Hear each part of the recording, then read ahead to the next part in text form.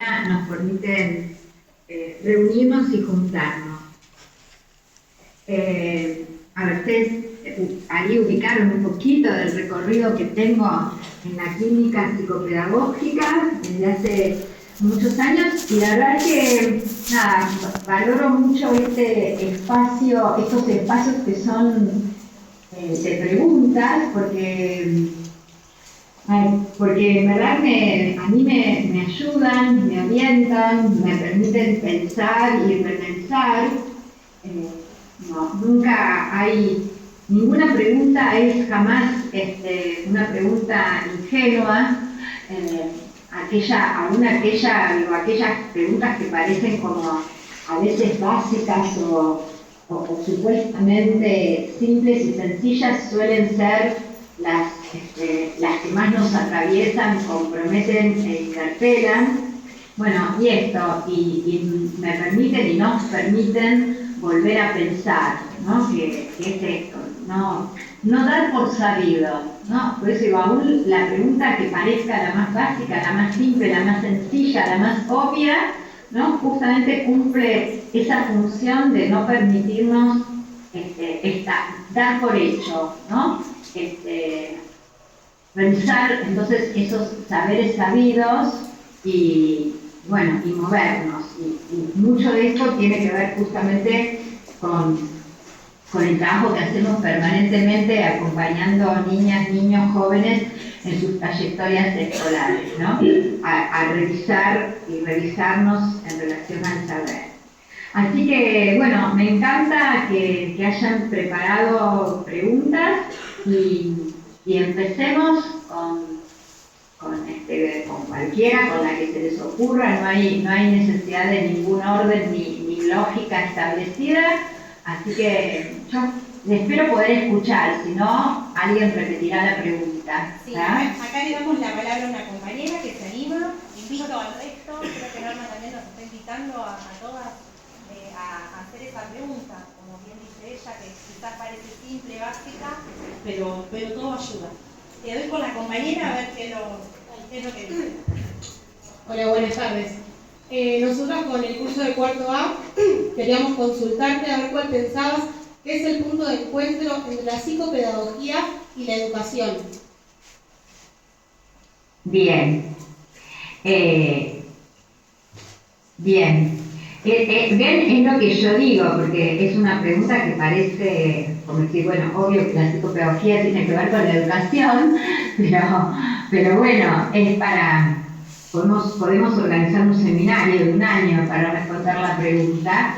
De todas maneras, lo que vamos a hacer es ubicar que esta relación entre psicopedagogía y educación no va de suyo. En realidad, uno podría decir, o por lo menos no fue siempre, y aún hoy en día, no decir que no es una obviedad. A ver, durante algún tiempo, y ahora mismo, según diferentes enfoques, la psicopedagogía se alejó de lo educativo, sobre todo de lo educativo escolar. Sobre todo de aquello que tiene que ver con la educación en términos institucionales y escolares, y quedó para mí ahí como desligada, desentendida, justamente del aprendizaje que se produce adentro de las instituciones, y quedó muy ligada a ubicar condiciones del sujeto, ¿no? Como que de lo que se trataba en la psicopedagogía, o de lo que se trata en alguna versión de la psicopedagogía, es de establecer las condiciones del sujeto que obstaculizan o aún le impiden aprender. Digo, la relación con la educación, y sobre todo con la educación escolar, a ver, yo ahí la pienso a partir de un constructo teórico que es la idea de trayectoria escolar, justamente. Porque la idea de trayectoria escolar es un constructo teórico ahí que pone en relación las condiciones del sujeto con las condiciones educativas, con las condiciones de enseñanza. Entonces, ahí nos permite ubicar a la psicopedagogía en ese entre, ¿no? En poder pensar ahí qué ocurre en esa relación entre las condiciones del sujeto y las condiciones de la enseñanza, las condiciones escolares.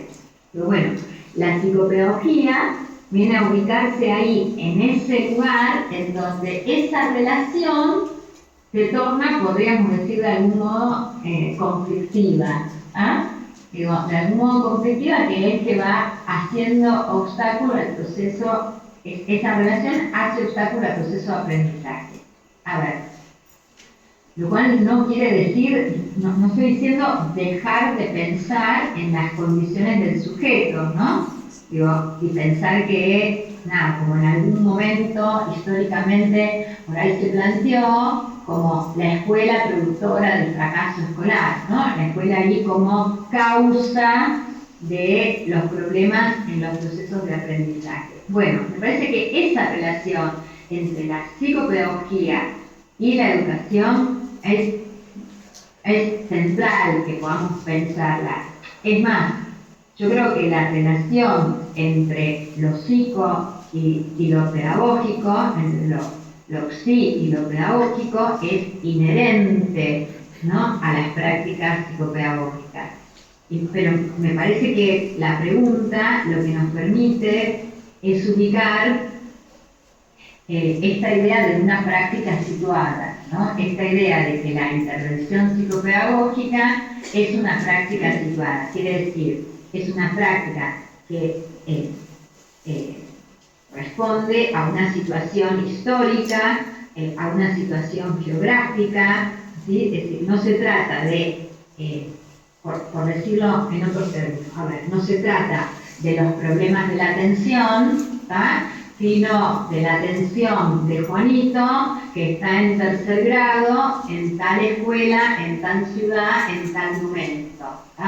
Digo, es ahí, es en ese cruce entre la propuesta escolar, digo, y la condición del sujeto que podemos pensar. Ahora, más allá de lo escolar específico, ¿no?, ahí es, bueno, también poder pensar cómo la educación formatea, por ejemplo, tomando el tema de la atención, un modo de atender. O sea, la atención, cuando decimos que un niño tiene dificultades en la atención, en realidad lo que estamos diciendo es que no responde a los modos de atención que la escuela demanda, que es un modo de atención ahí como focalizada y sostenida.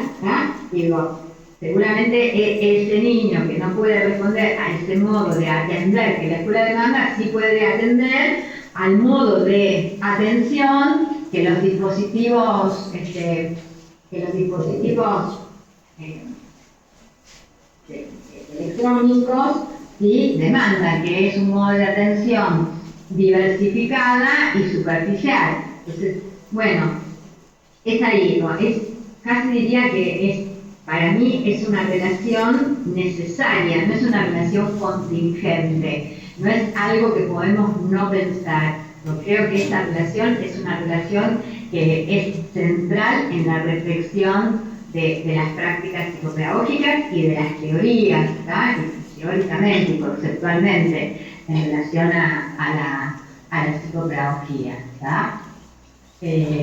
Bueno, yo voy a tratar de, igual que ustedes pueden pedir, de lo que yo voy diciendo, pueden pedirme que amplíe, que precise, que explique, que lo diga de nuevo o contradecirlo y argumentar otra cosa.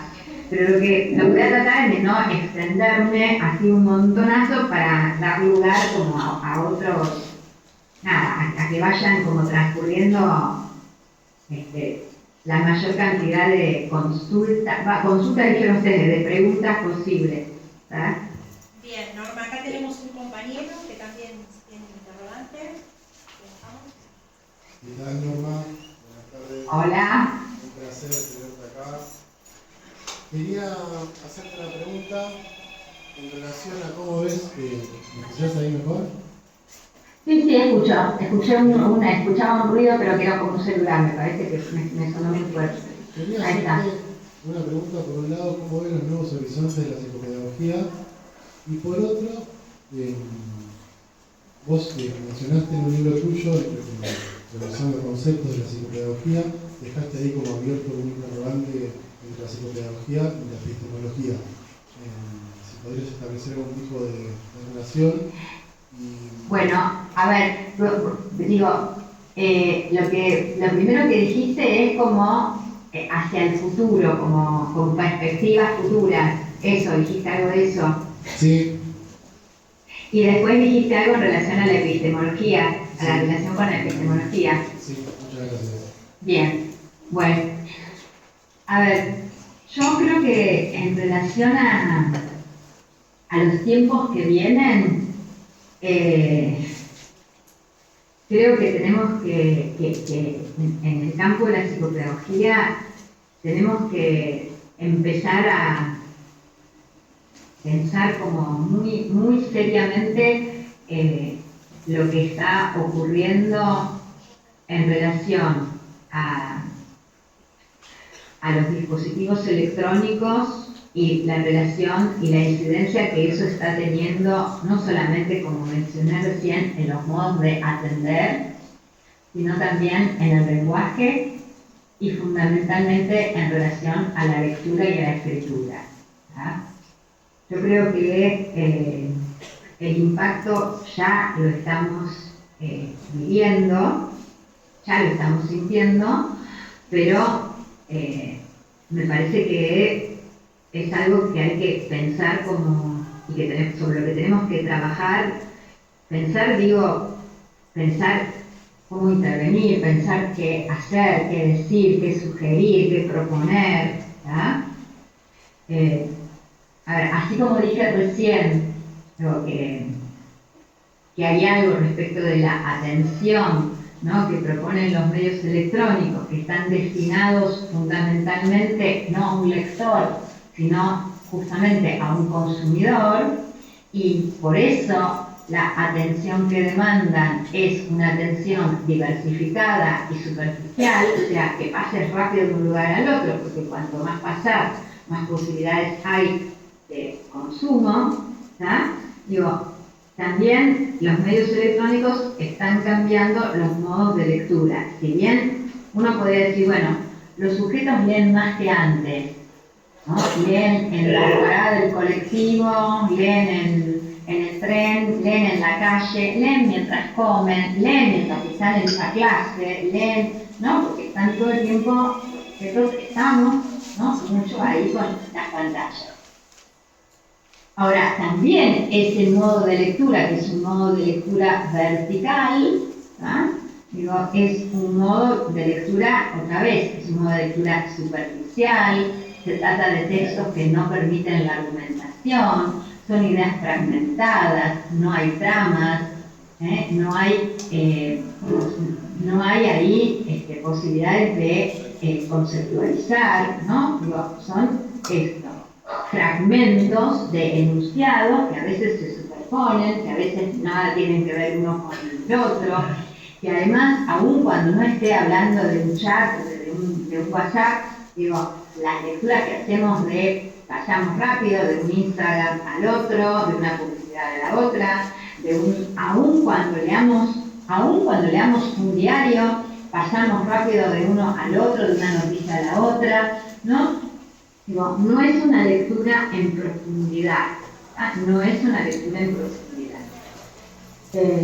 Entonces, creo que hay algo de esta cuestión que está incidiendo a lo que se le suma la cuestión de la instantaneidad, ¿no?, de la no postergación, de que todo tiene que ser ya y rápidamente, porque a eso nos acostumbran los dispositivos, lo pedís, lo tenés, ¿no? Apretás el botón y tenés la pizza, y apretás el botón y tenés la cerveza, y podés ver lo que quieras en cualquier lugar del mundo, y podés hablar con cualquier persona. Entonces, bueno, creo que hay ahí cuestiones que tienen que ver con las subjetividades también. Ahora agrego esto, ¿no? Digo, los modos de atención, los modos de lectura, los dispositivos plantean modos de subjetivación, subjetividades que no son, que tienen ciertas particularidades que nos vamos a entrar. Creo que ahí se está dando un cambio que no es silencioso, es un cambio que está, me parece de todas maneras que no estamos atendiendo lo suficiente a lo que está ocurriendo. Me preocupa muchísimo la posibilidad del pensamiento, la necesidad de un pensamiento crítico, de discernir, para nada estoy diciendo no usar los medios, ni no usar los dispositivos, ni se trata de era mejor sin los dispositivos. Creo que se trata de decir cómo educar hoy, ¿no? Y qué problemáticas se nos van a presentar en la educación hoy, con estas modalidades de aproximación al conocimiento, que supuestamente está todo allí, ¿no? Pero, bueno, ¿cómo producir pensamiento crítico sería? ¿Cómo producir pensamiento crítico cuando la verdad está establecida de una vez y para siempre y supuestamente la tiene Wikipedia o algo por el estilo? Bueno, por ese lado, creo que ahí tenemos un campo enorme y urgente para pensar junto con la educación. Lo otro que dijiste, que por ahí está, por ahí puedo ir como relacionándolo con esto, y pensar en algún lazo entre la psicopedagogía y la epistemología, o alguna epistemología. Creo que ahí tenemos otro campo que es central, que nos dirijamos para hacerle pregunta y para que nos haga pregunta. Creo que en la formación de los y las psicopedagogas se invierte mucho, quizás demasiado tiempo en enseñar, por ejemplo, técnicas, porque tiene que ver algo también con la época, con la inmediatez, con la utilidad, ¿no? Con lo que es funcional, ¿no? con lo que tiene que ver supuestamente con las prácticas, ¿no? Y se confunde ahí prácticas con una cuestión ni siquiera técnica, casi ya exclusivamente procedimiento, ¿no? Me parece que el estudio de la epistemología, o entrar ahí a pensar en términos de epistemología, y plantear a una psicopedagoga o un psicopedagogo que tiene que pensar acerca de qué está hecho el mundo, cómo lo conocemos, cómo es que llegamos a conocerlo, ¿no? Cómo se indaga este mundo, ¿no? Pensar, en cuestiones que tienen que ver con la concepción del mundo, ¿no? Con la concepción del conocimiento y con los modos de indagación, con lo que es también metodológico, y ubicar ahí una coherencia entre esa concepción del mundo, lo que sería conocer ese mundo y la metodología que utilizamos para eso, pensar que ahí tiene que haber una coherencia. Eso se piensa o se ve como muy alejado de las prácticas profesionales, cuando en realidad está ahí pero lo desconocemos. Está ahí pero lo desconocemos. Quiero decir, la epistemología es lo que nos permite saber que este test que estoy tomando, y digo la atención de nuevo porque así no cambio de tema y no salto de una cosa a la otra, que este test que estoy tomando sobre la atención, en realidad, primero que no es nada nuevo, que fue creado, o que fue la primera vez que lo usaron fue en 1940 y pico, que fue creado para indagar sobre la atención de personas que tenían que manejar máquinas en las minas o sacar el carbón de las minas, ¿no? Y que no sabemos cómo ni de qué manera resulta que ahora lo usamos en un consultorio en La Plata o en Caballito, para decidir que un niño tiene un déficit atencional. Bueno, ¿cómo pasó de 1949 al 2023? ¿Cómo pasó del uso de adultos al uso de niños? ¿Cómo pasó del uso de adultos que manejaban maquinaria a pensarlo en relación a niños que aprenden en una escuela? Bueno, eso solo lo puedo hacer si hay ahí eso que llamamos una vigilancia epistemológica, ¿tá? Que me permite revisar permanentemente la coherencia o la consistencia que hay entre lo que sostengo teóricamente, ¿no? Y esas prácticas.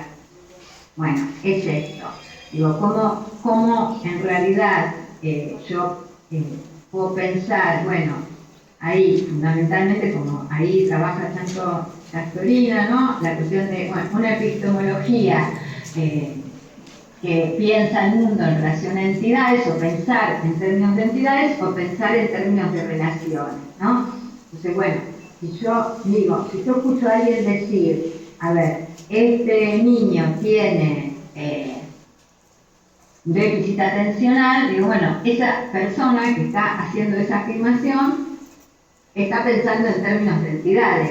Digo, el déficit atencional no se tiene, la atención es un modo de funcionamiento cognitivo, ese funcionamiento está incidido por el contexto, por la demanda, por la época, por la situación de vida de su sujeto en ese momento, por su sistema cognitivo, ¿sí?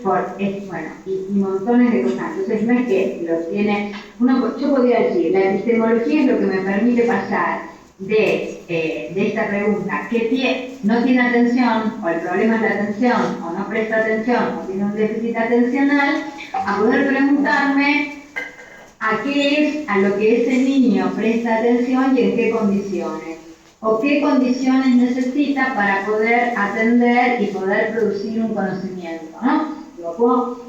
Una pregunta es ¿qué tiene? Y otra cosa es cómo yo voy a pasarle lo que le pasa. Una cuestión es ¿tiene o no tiene atención? ¿O presta o no presta atención? ¿No? O entiende o no entiende, cosas por el estilo, o está alfabetizado o no está alfabetizado, y la otra cosa es, bueno, ¿qué condiciones no son las que necesita este sujeto para atender, para escribir, para leer, para entender qué, ¿no? ¿Qué puede entender en qué condiciones?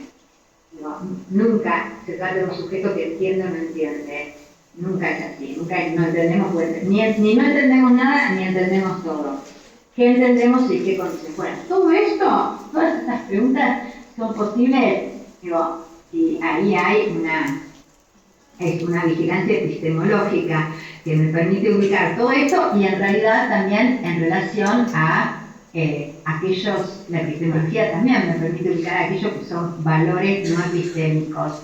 Y en las prácticas psicopedagógicas inciden otros valores que no están relacionados, que no son epistémicos, que tienen que ver con valores sociales, valores políticos, ¿sí? Y valores morales incluso. Digo, que es aquello que para mí, ¿qué es bueno? ¿Tá? ¿Qué es bueno para mí? Es bueno que la escuela tenga un alto nivel de excelencia académica, privilegio eso, privilegio que la escuela transmita valores relativos a la igualdad y a la justicia social, privilegio el conocimiento individual, privilegio la construcción social del conocimiento, ¿sí? Mi práctica tiene como eje la inclusión o tiene como eje el desarrollo individual del sujeto. Bueno, todos esos también son valores, ¿no? Que están presentes en las prácticas, sí o sí, no es que pueden no estar. La práctica psicopedagógica no es una práctica neutral, es una práctica en el campo de lo social, y como toda práctica en el campo de lo social, está incidida por demandas que provienen, por ejemplo, de las políticas educativas, de las políticas en salud, por ejemplo, ¿no? Y bueno, cómo yo me posiciono frente a esas políticas que me atraviesan muchas demandas me atraviesan, ¿no? ¿Cómo respondo a eso desde mi práctica? No, todo eso lo puedo pensar ahí digo, la palabra que voy a decir por ahí no es la más precisa, pero creo que tiene algo de eso, es un entrenamiento que tiene que ver con lo epistemológico, ¿sí? Lo epistemológico quiere decir poder revisar permanentemente mis propias prácticas, ¿no? Poder repensarlas permanentemente, ¿no? Por eso esta idea de vigilancia epistemológica, ¿no? Me parece que es una idea interesante. Digo, por eso el trabajo con otros. A ver, yo creo que estos espacios donde, escucho por ahí gente con la que no estoy todo el tiempo trabajando, que viene de otros lugares, que hago otras preguntas que no son las que escucho todo el tiempo, bueno, también son como un trabajo que me obligan, nos obligan, ¿sí?, a repensarnos permanentemente, y eso es parte, ¿no?, de este trabajo que tiene que ver también con el pensamiento epistemológico en la psicopedagogía. Bueno, Norma, tenemos más compañeras que se están animando. Le paso la palabra. Hola, buenas tardes. Norma, en esto de qué condiciones necesitan los sujetos para poder aprender, ¿no? Y en el marco de las instituciones educativas, ¿cómo se construyen prácticas inclusivas en las instituciones educativas? Bien. Me parece que ahí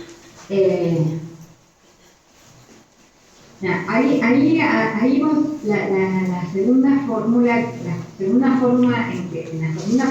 de la pregunta, es decir, cómo se construyen, dijiste, prácticas inclusivas. Bueno, creo que en la mismísima pregunta, digo, ya,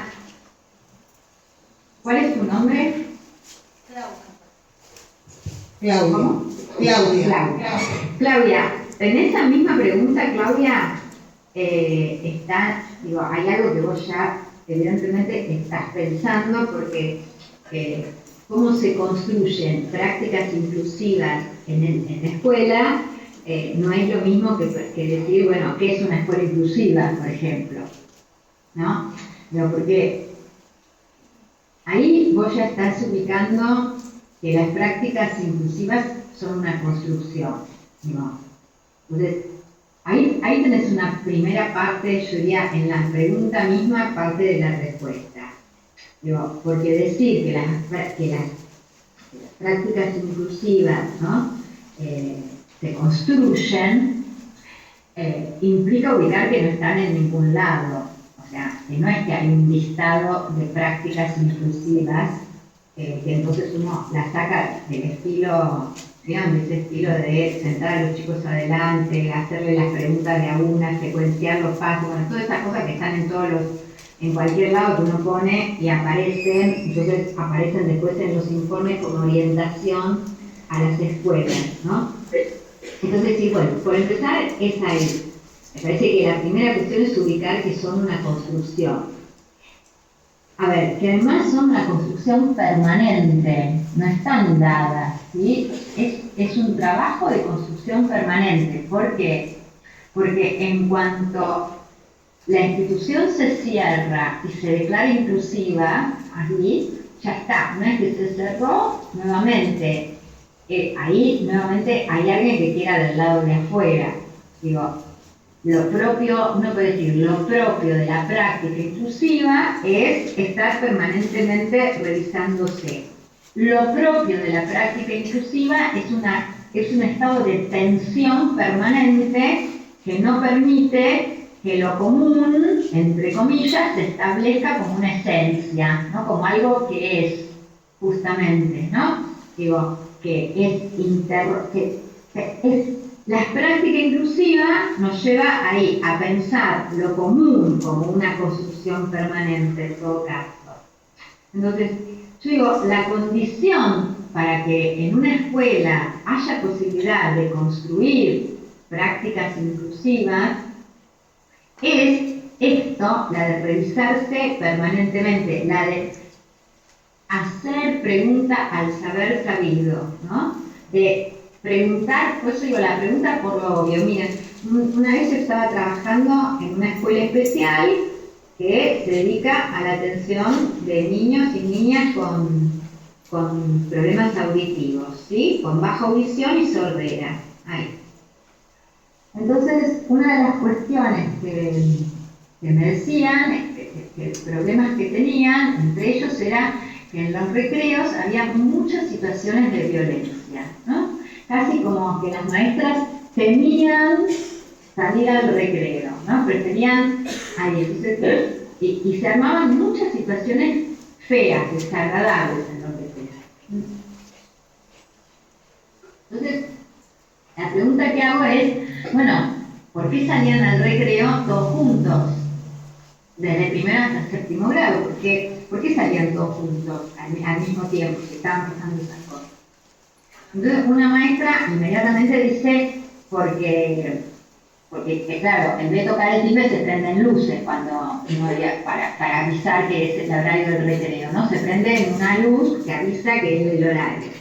Entonces una dice, y salimos todos juntos al recreo porque se prenden las luces, ¿no? Que avisan que es el recreo. Y yo las miro y hago así como, a ver, ¿no? Entonces empiezan a reír todas, ¿no? Porque, no, qué obviedad, ¿no?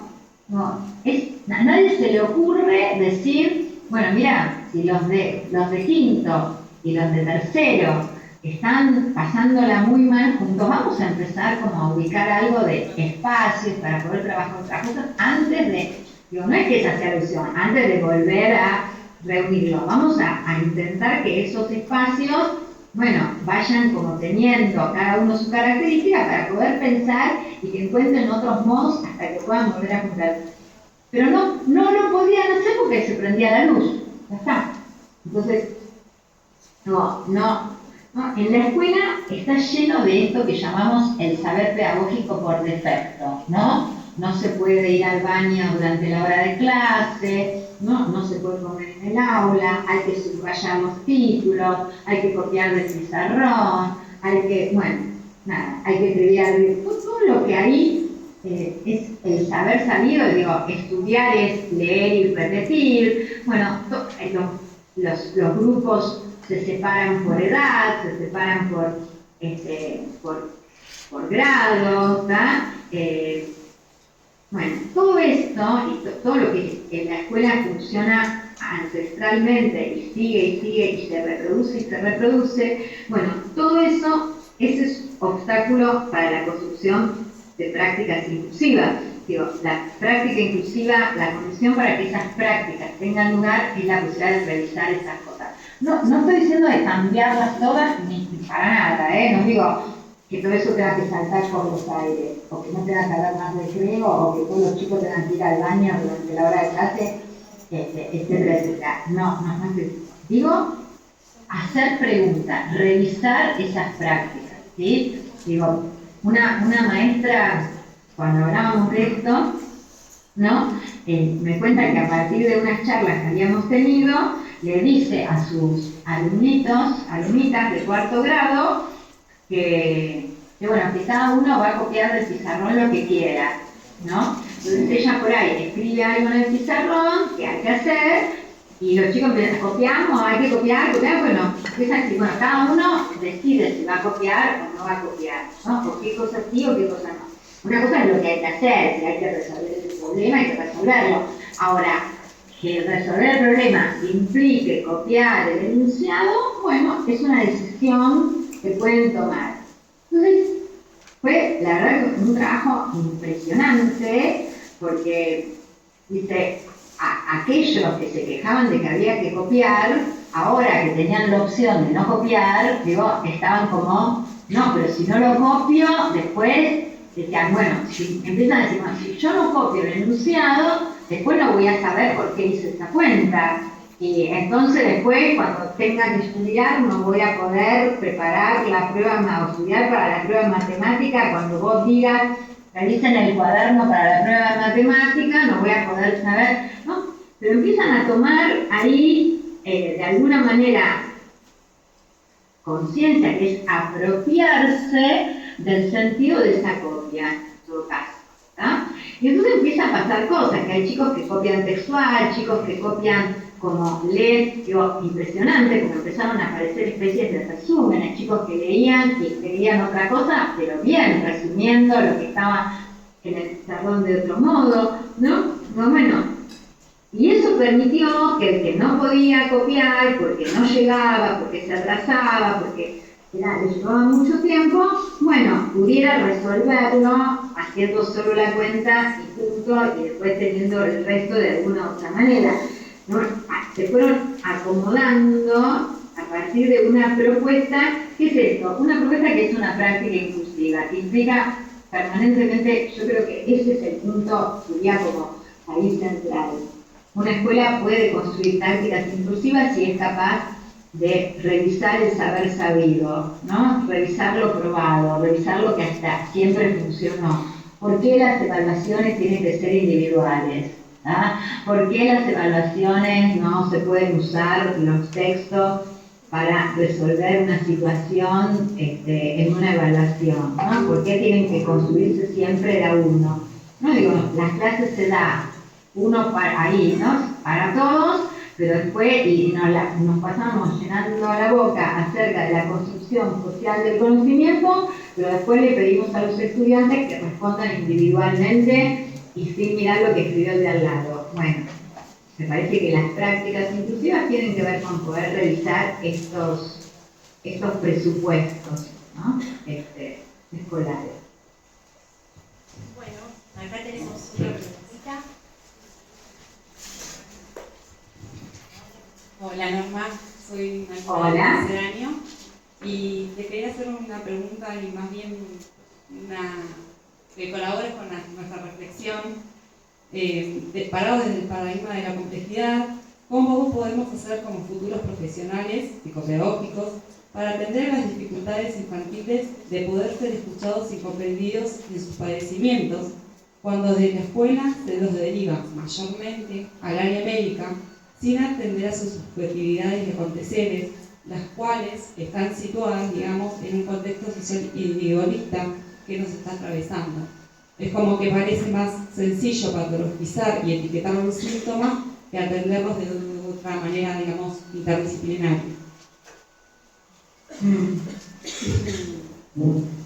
Sí, a ver,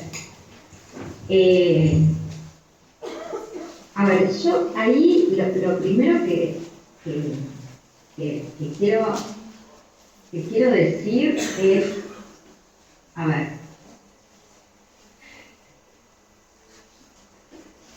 digo, que para hacer, a mí me parece, digo, es una cuestión, digo, el ejercicio de las prácticas profesionales en el campo de la psicopedagogía, ¿no? De alguna manera requieren que amemos profundamente a la escuela y que no nos olvidemos que la amamos, ¿tá? Y que lo primero que hacemos con nuestras prácticas, por supuesto, cuidamos, ¿no? Son prácticas de cuidado en relación a los niños, a las niñas y a las familias, pero también cuidamos a las escuelas, cuidamos a las docentes, a los docentes, ¿no?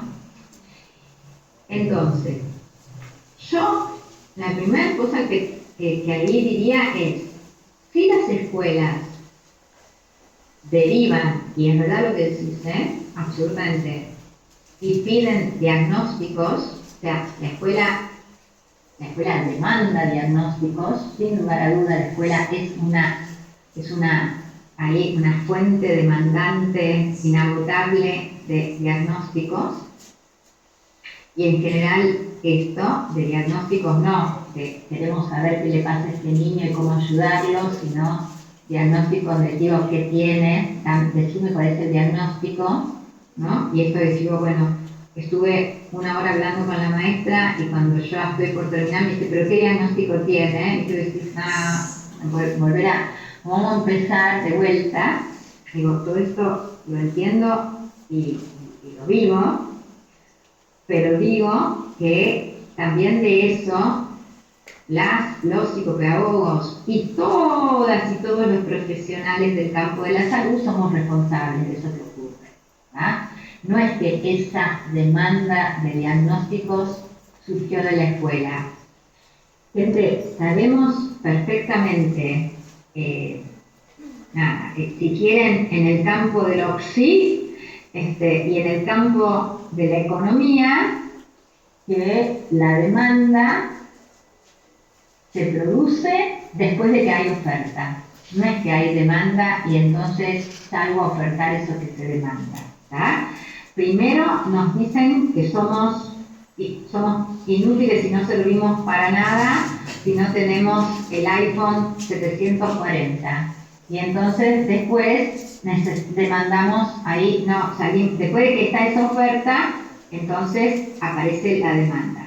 Entonces, fue porque de algún lado surgió una oferta de diagnósticos, porque esos diagnósticos se ofertaron, ¿sí? Porque hay una enorme oferta de diagnósticos, porque el comercio de diagnósticos, ¿sí? Es una actividad altamente redituable,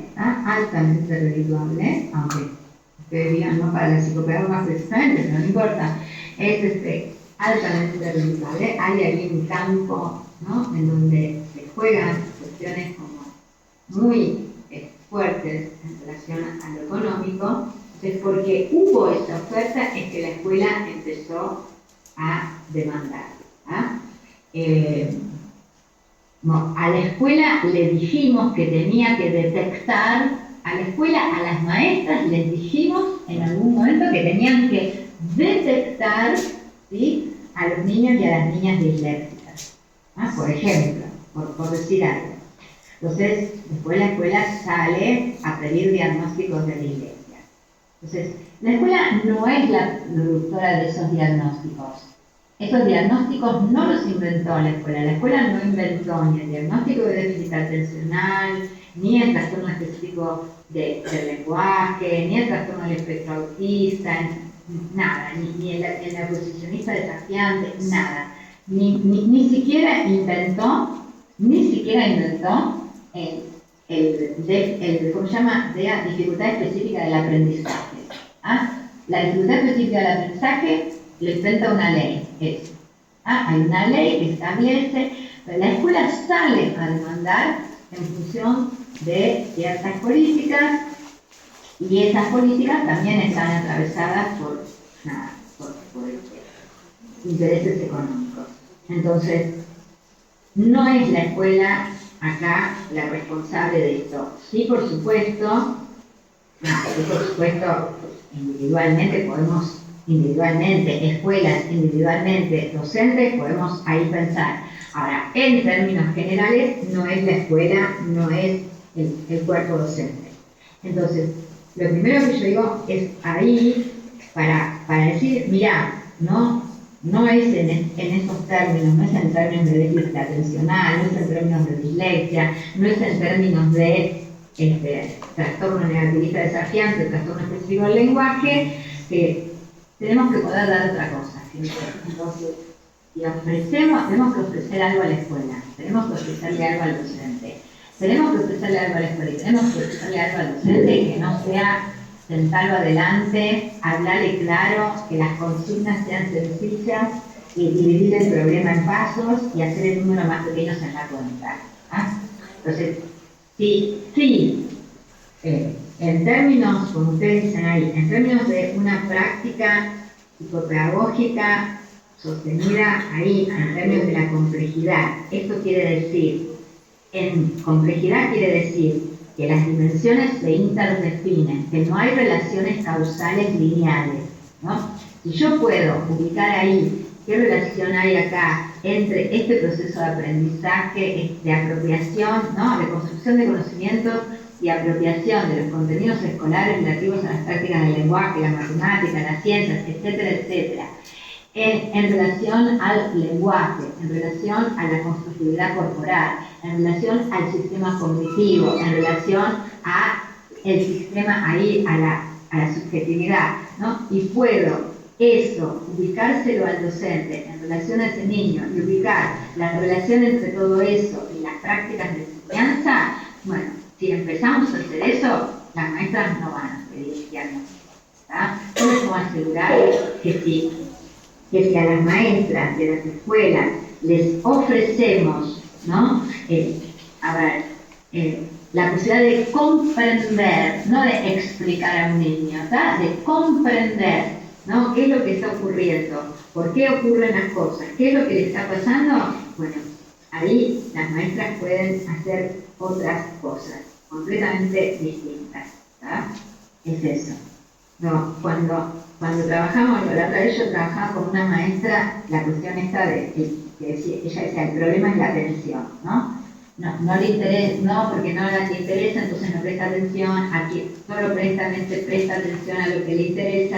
Bueno, cuando pudimos empezar a ubicar que el interés y la atención están relacionados con el sistema cognitivo, que, a ver, a nadie le interesa lo que no entiende en absoluto, ¿no? Digo, que yo no me puedo sentar a leer un libro de mecánica porque no entiendo nada, ¿no? Y como no entiendo, no me interesa, no es que, entonces justamente, si yo entendiera, a lo mejor podría empezar, me digo, la dificultad, o ni que hablar, las dificultades cognitivas, ¿sí? Porque yo no dispongo de un sistema cognitivo que me permita acceder a ese conocimiento, no puedo. A ver, la atención ahí no funciona. No, es como, yo digo, bueno, te paso una película en chino y bueno, un rato puedo mirar las imágenes, al rato estoy mirando para el costado, viendo a ver qué dice el celular, me molesta algo, reviso mi cuaderno, voy al baño, vengo, pero no entiendo nada, ¿por qué? Porque eso que está ahí me excluye, la propuesta me excluye. La propuesta me saca, no estoy representando, eso que está ocurriendo ahí no me representa, o sea, no estoy representada. Eso es lo que ocurre cuando decimos que un niño no atiende. No está representado ahí, no está tomado por esa escena. Entonces, si podemos empezar a pensar que la atención, acá, en términos de complicar, la atención se construye con el otro, que no es, la atención no es algo que tengo, sino una construcción, una función que también está en relación con la propuesta, ¿no? Con la situación, bueno, ahí puedo ubicarle algo de esto a la docente. La docente, puedo asegurar que deja de preguntar por el diagnóstico que tiene, ¿no? Y puede hacer otras cosas. Bueno, digo, y a esta maestra dice, empecé a mirar a qué le prestaba atención, ¿tá? Porque fue algo que yo dije, bueno, hay que ver a qué le presta atención, no es que no presta atención, pero preguntémonos a qué está prestando atención, ¿tá? A qué le presta su atención, ¿no? Entonces ella ahí dice, bueno, de pronto vi que su atención estaba puesta en las hormigas, dice. Y de verdad estaba mirando un camino de hormigas en un patio, ¿no? Un nene que está en su nivel inicial, ¿no? Y la maestra arma un proyecto que tenía que ver con las hormigas.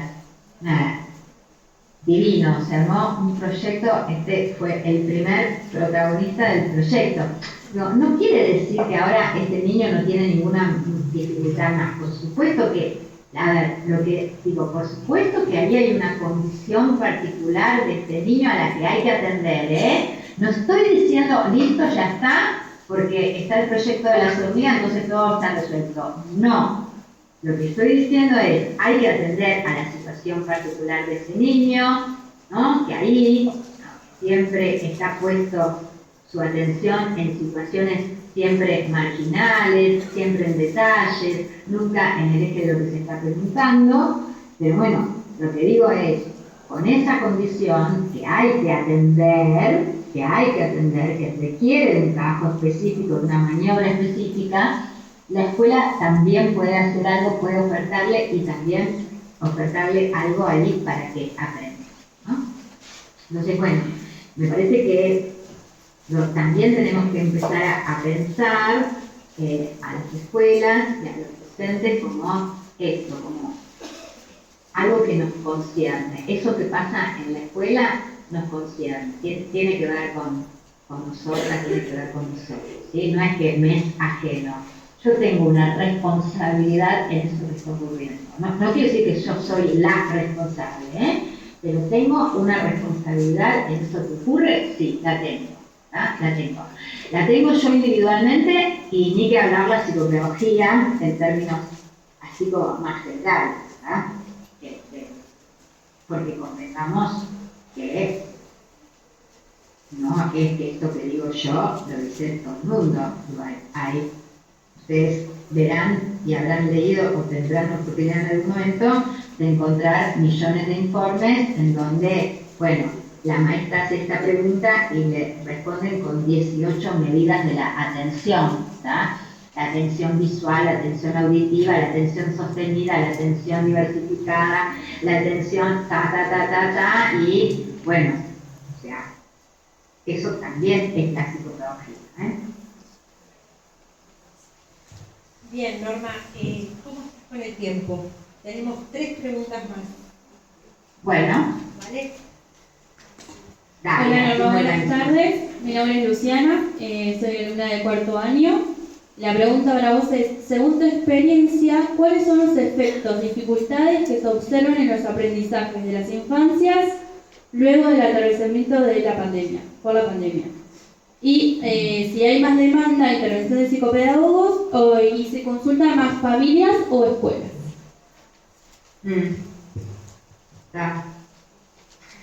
A ver, creo que hay algo que sí ocurrió a partir de la pandemia y que es que hubo ahí como una cierta explosión, sobre todo me refiero sobre todo digo, algo cambió fue en los niños más pequeños, ¿tá? Yo lo que constato, por supuesto que es una cuestión que no sé si se puede generalizar abiertamente, pero bueno, es algo compartido con muchas colegas, que hay muchas consultas de niños muy pequeños, digo, niños de 3 años, 4 años, ¿tá? Muchas consultas, que antes no eran esta cantidad. Y esas consultas hicieron como un giro de, niños que tenían dificultades más centradas, podemos decir, en la dimensión cognitiva, ¿tá? Donde se veía algo del orden de un desarrollo que no coincidía con los tiempos convencionales, ¿sí? Digo, como ahí, más por ese lado. Mientras que ahora los niños que aparecen son niños, ¿no? que arman a veces situaciones de mucha resistencia o oposición a entrar en cualquier orden, en cualquier legalidad, ¿tá? Que exigen la satisfacción inmediata, ¿no? Algo de ese orden, ¿no? Digo, este año como algo así insólito, absolutamente nuevo, 3 consultas de mamás haciendo afirmaciones del estilo me pega, y se refieren a un niñito de 3 años, ¿tá? O de 4 años, o una mamá diciendo, no, me tengo que encerrar en el baño, ¿no? Bueno, son consultas novedosas, ¿no? Han cambiado de lugar, ¿no? Y por supuesto que y la mayoría chicos que ya están en tratamientos, están en tratamientos psicológicos, o sea, pero aparece ahí la pregunta por la escolaridad, porque no encontrando un lugar dentro de la escuela, vos me hiciste una pregunta como en 2 partes, algo después era más familias o más escuelas. Claro, sí. a ver, creo que se incrementó todo, ¿eh? Se incrementaron, pero sensiblemente, la cantidad, las consultas en cantidad de las familias, ¿sí? Y las consultas de las escuelas, pidiendo espacios de consultoría, de supervisión, de asesoramiento, de formación, también, pero así, hicieron exponencialmente, ¿ya? No me queda muy claro ahí qué es lo que ocurrió. Yo creo que mi lectura es que la escuela hizo, a ver, pero bueno, el Zoom, digo, creo que de alguna manera funcionó como un espejo, donde la escuela se vio a sí misma, ¿no? Me parece que algo de eso creo que ocurrió y que permitió ahí hacer preguntas. En relación a las familias, creo que, bueno, nada, fue una situación absolutamente traumática, digo traumática en el sentido de que hubo que metabolizar algo que fue absolutamente disruptivo, impensado, inaudito, digo, sin ninguna experiencia previa y, bueno, a las distintas familias las agarró en distintos momentos y a los niños también en distintos momentos y creo que eso se puso ahí en juego. No creo de ninguna manera que las consultas tengan que ver con más o menos Zoom, ¿sí? O por un año que no fueron a la escuela. Creo que si la cosa hubiera sido, miren, este año nadie va a ir a la escuela, vamos a estar todos en las plazas jugando, o cosas por el estilo, no era esto lo que pasaba, ¿tá? No es la pérdida de un año de escuela, de ninguna manera es eso, ¿no? Lo que estoy diciendo. No es eso, es otra cosa que ocurrió ahí con los niños en casa las 24 horas, donde algo de la función de guardería de la escuela, que nos guste o no nos guste, la escuela tiene una función de guardería, tiene una función de ubicar un lugar en donde los chicos están mientras las familias trabajan, la mamá y el papá trabajan, bueno, que creo que esa función quedó ahí al descubierto y las familias descubrieron que no pueden vivir sin la escuela. Algo así. Bueno, pasamos a otra. Hola Norma, buenas tardes. Soy Estefanía, de primer año. Y nuestra pregunta es, ¿qué valores crees que son importantes trabajar a lo largo de nuestra formación para lograr mayor efectividad en la tarea de los equipos de trabajo? Sí. A ver, algo que yo dije antes, dice que hablé ahí de, bueno, esto que Castellina dice vectores para la acción, ¿no? Él lo llama vectores para la acción, ¿no? Que son, esto que yo digo, bueno, valores sociales, valores políticos y valores morales. A ver, esto no es transmisible, o sea, yo no puedo decirte, mira, vos tenés que sostener el valor de lo colectivo, social y comunitario por encima de lo individual. Porque este es el punto, eso no es algo que se transmite a través de la enseñanza, no es un contenido. Digo, los valores, estos valores no epistémicos, son decisiones que tomamos y que tienen que ver con nuestra vida, con nuestra historia, y bueno, ¿y por qué yo elijo lo social comunitario y por encima de lo individual? Bueno, a ver, a lo mejor ni siquiera lo sé explicar, ni siquiera puedo, y ni siquiera tengo por qué. Digo, ahora, si yo elijo eso, ¿tá? Elijo privilegio eso, privilegio lo social por sobre lo individual. Entonces, esos valores, ¿tá? Que después, nada, tantos otros, digo, uno, no, para pensar, bueno, ¿qué elijo? ¿Una escuela que sea inclusiva o una escuela que sea exclusiva? ¿No? Bueno, no, voy a elegir una escuela, elijo lo que tiene que ver con la inclusión.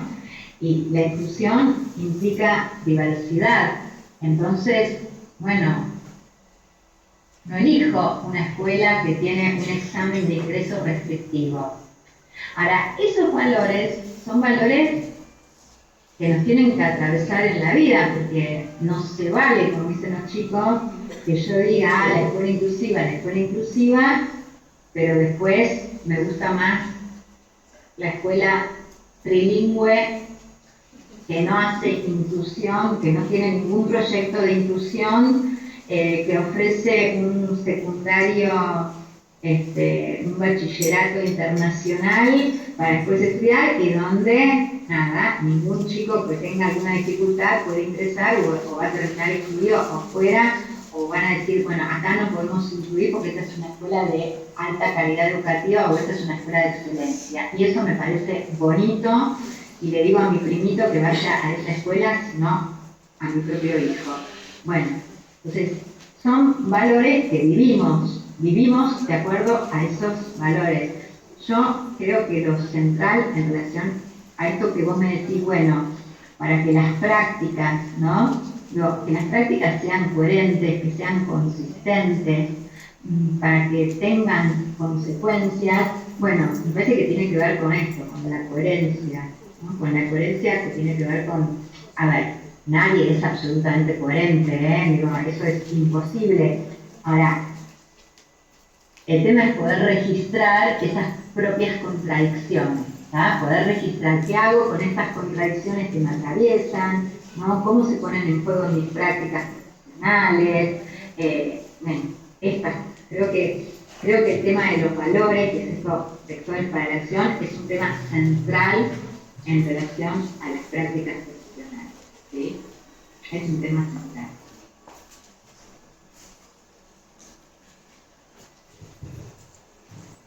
Tenemos otra más, ya estamos cerrando.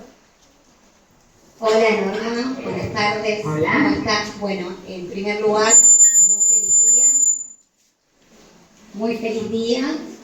Y en segundo lugar, queríamos consultarte en nombre de todos los presentes, ¿qué mensaje te gustaría brindarnos como futuras psicopedagogos, bueno, después de todo lo que hemos escuchado y de todo lo rico que nos has transmitido?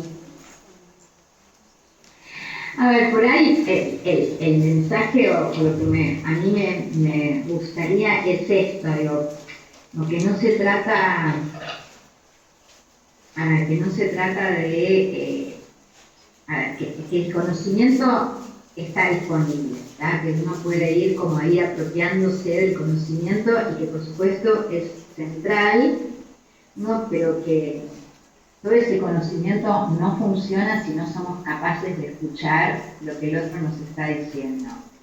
Y que la posibilidad de escucha se trabaja. La verdad que la posibilidad de escucha no se puede constituir o ubicar en relación a ningún programa de ninguna materia, ¿tá? No es que puedo enseñar eso.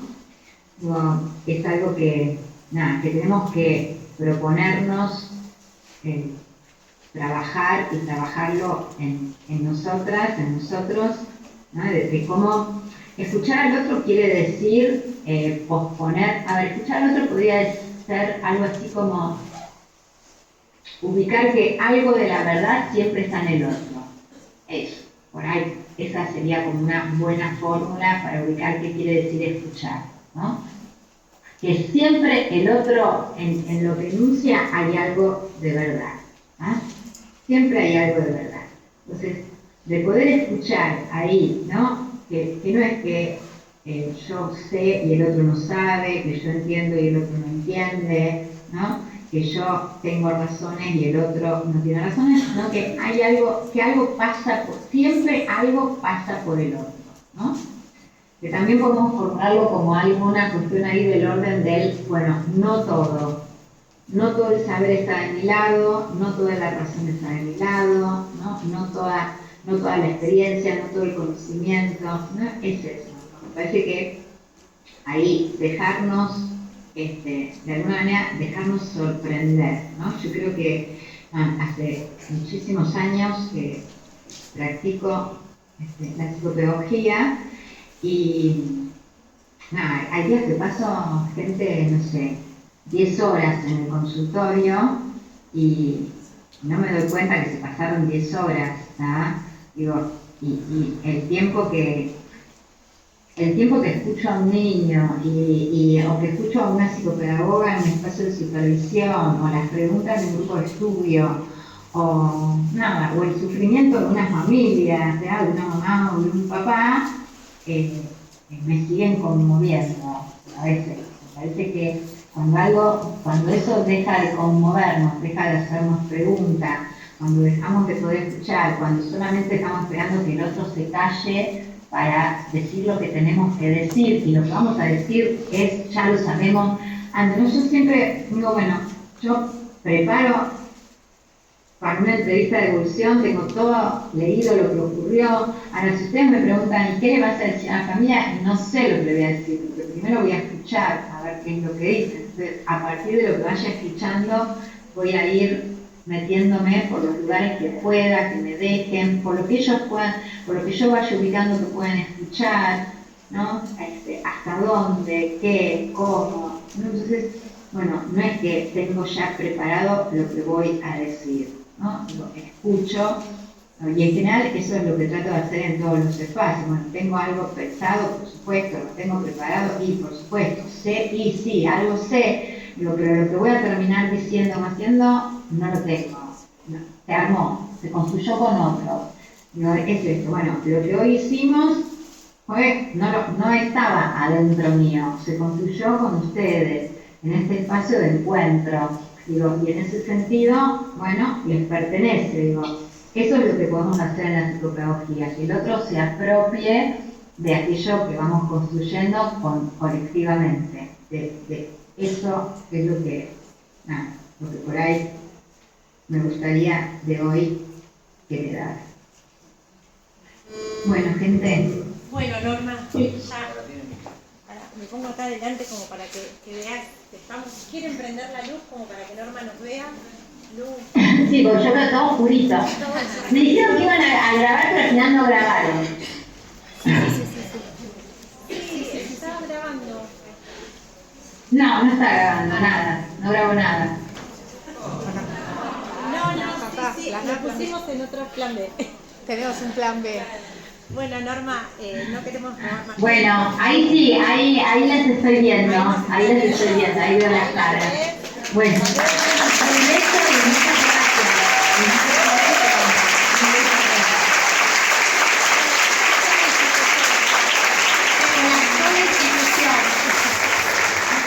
Esperamos en algún momento en persona en nuestro instituto.